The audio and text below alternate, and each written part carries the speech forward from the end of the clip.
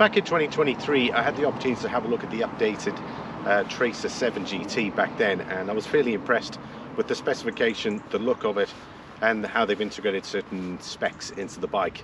But for 2025, they've just taken that one step further. They've done numerous updates. We've got suspension, comfort level, swing arms, slight updates on the engine, and they've tweaked a few specifications. And we've got the integration of cruise control now in as well. And I know from my previous video I did in the 2023, there was a lot of people asking that the bike should have had cruise control. So it's nice to see those few bits in. For this video, we're going to be having a look at the updates for 2025 and what they are. So I hope through this video I'll gain a like from you, perhaps even leave a comment down below. And if you're here for the first time, consider subscribing to the channel. Special thanks to Tig and his team at Morans Bike Shop for having the bike available for review. So if you're considering a Yamaha motorcycle in Ireland, definitely give Tig and his team a ring. I'll put the details in the description. For the video, I'll try and provide as much information as possible. I'll leave the link to the specification of the bike as well, and I'll put some pop-ups on the screen as well. My name is Ben, and this is Éire Motorcycle Adventures.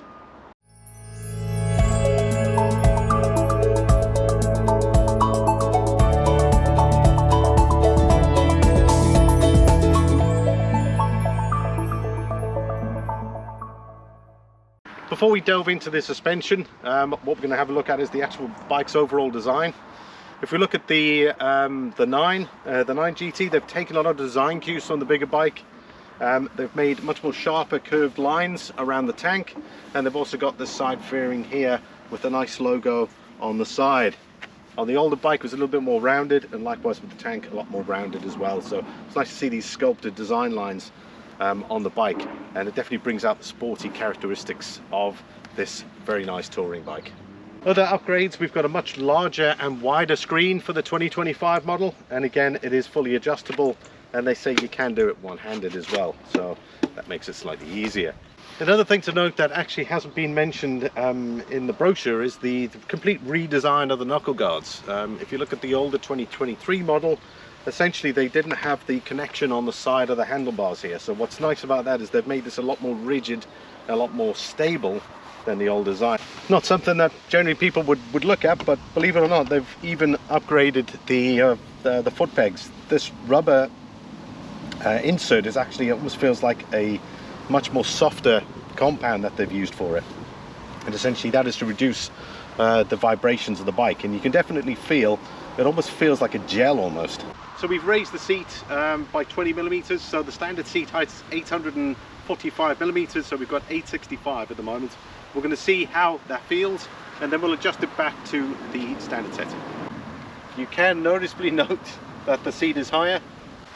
Comfort level's pretty decent. They've improved the seat as well over the older one. They've made it a lot more cushioned, a lot more comfortable for the rider and the pillion, and of course there's an accessory for the pillion seat. But overall, feels good. The handlebars have been raised as well over the older one to improve the comfort level, so I can feel that even with I've actually raised the seat, it still feels pretty good. Right, that took about a minute. We've reset it back to the standard height at 845 millimeters, so I'm going to take a seat on there now, see what the difference is. You can see there's a gap here, and of course they've closed that gap at the bottom. Definitely feels fine to me at this seat height. Still the handlebars nicely within reach. This is pretty fine either way, but I think maybe the standard setting is slightly more comfortable, but I suppose it just depends on how tired you are. If you've done a lot of riding, you can raise the height slightly and make your knees a little bit more comfortable. I think I'm probably more standard seat height. On the front of the bike we've got the new upside down forks. Beautiful look. I like the gold look. Expect really improved roll holding with the new shocks, and they've also upgraded the swing arm at the back, which I'll go into shortly. Another improvement is they've gone for radial disc brakes on the front, same diameter, which really improves the braking performance of the motorcycle. So two nice upgrades on the front. For 2025, the rear shock has also been tweaked.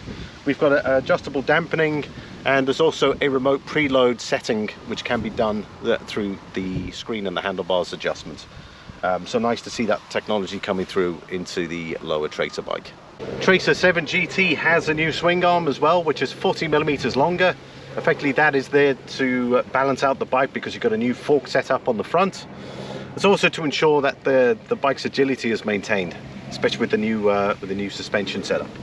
The engine's a real beaut. It's a 690cc 72 horsepower unit. Developed 68 newton meters, 1 newton meter more above the older model, so not much of a change. However, it is EU5 plus now for the emissions control unit. Apparently they have boosted the torque or pulling power, so obviously they must have done a tweak on the engine, and it also returns very good fuel efficiency over the previous one. 4.1 litres per 100 versus I think it was 4.4, 4.3, somewhere around there. And I've also improved the exhaust note with the EU5 Plus update, so we'll hear that next.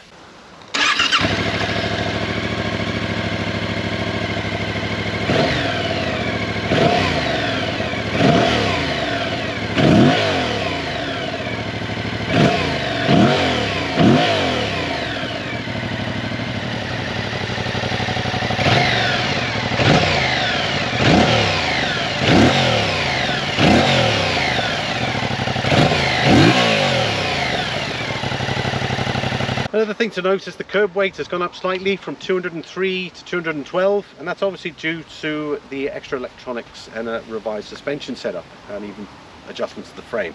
So 9 kilograms heavier. I don't think that is too much. I think 212 kilos is still pretty decent for a touring bike. Just a quick note, guys, if you're not aware that you can get this in an A2 format, so that'll be 35 kilowatts, kind of reduced performance. So for those just starting out in the biking world, you can get a bike like this as an A2 category. Isn't that fantastic? That's certainly got a thumbs up from me.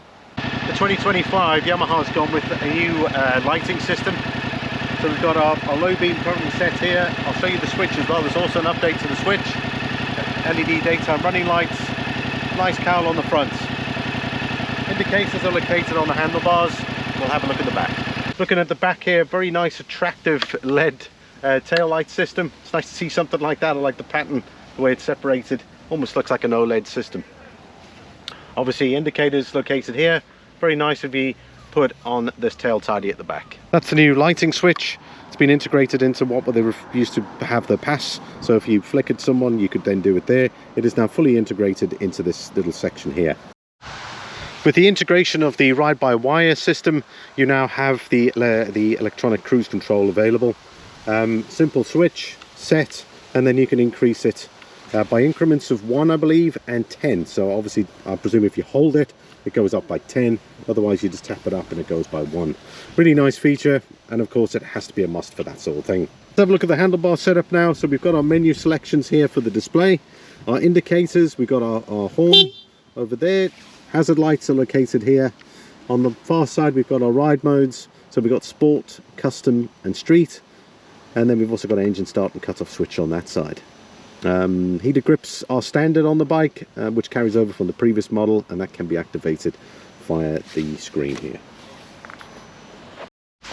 Okay, we've got a brand new 5-inch TFT display for this bike, and that integrates smartphone connectivity, and that is through the Yamaha My Ride app. So you need to make sure you have that, and then you can integrate, you can stream your music, navigation will all be available through that. It's also turn-by-turn navigation, which I think is great, and I believe that's through the Garmin Street Cross app, apparently, and apparently that's free. And of course then you can control it through the switchgear on this side as well. We'll have a quick look. So we've got our home options here. There's your heated grips, your warmers. There we go. And that's, oh, you got 3 settings for that. Nice. So that's nice. You just scroll up and scroll down. Music, turn-by-turn nav. Again, that's through the app. Obviously, if you tried that now, it's going to say Bluetooth failed. Well, it's going to fail because I haven't got Bluetooth connected for that. Go back again, and there's our theme. So obviously you can then change the display settings, which I think is pretty cool. Nice background. I love the display. You've got that black frame with the nice clear white background. We've got our gear selection, your ride modes, obviously located on this side here, and obviously your fuel gauge, and then of course your rev counter, digital speedo, and then of course your trip. And it's also got coolant display. Yamaha have also improved the size of the fuel tank over the older one, so from 70 litres to 18 litres.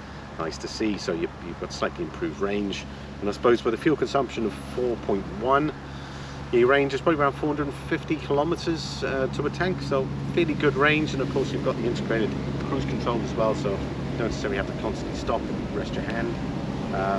So to enhance tourability of the bike, they have increased it slightly, and of course the range is slightly improved. Well, when it comes to pricing, €12,999 is the price here in Ireland. If you're international or outside of Europe, please check with your local Yamaha dealer.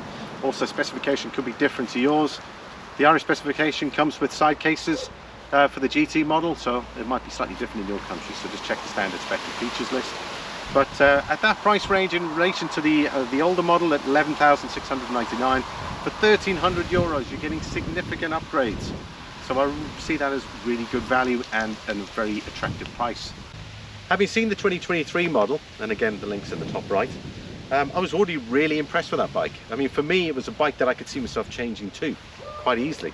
It had the comfort levels, it looked great, the styling was good, the comfort was great, it had the functionality that I was looking for in a bike. It wasn't too tall, it was just right. The fact that it had the cases integrated as well and the pricing that it was, I was really impressed. And with regards to some stuff that was lacking on that bike, they've really gone out here, guys, to really improve the bike. I mean, suspension setups, you've got comfort improved here, you've got cruise control, ride-by-wire, improvements to the engine, made it more fuel efficient for you. So if you guys are going to go do touring, they've improved the fuel tank size, and again, they're just doing these to the benefits of you guys. So they've really put a thought into upgrading the bike, or rather the shortcomings of the older bike, and they've integrated them in. I mean, it's fantastic. I love this bike, I really do. And it's still in my mind, if I had the money, this is a bike I would definitely get. I love the Yamaha bikes of today. They're really good quality bikes. They've got a decent warranty, strong dealer network as well in Ireland, and it just looks gorgeous. But that's my thoughts. Let me know what you think. Is this a bike that's going to be on your list? I'd definitely like to know. So hopefully give me a like. Look forward to any comments you may currently have. Thanks for joining me today, and of course I'll see you all in the next one, guys. Take care. Bye bye.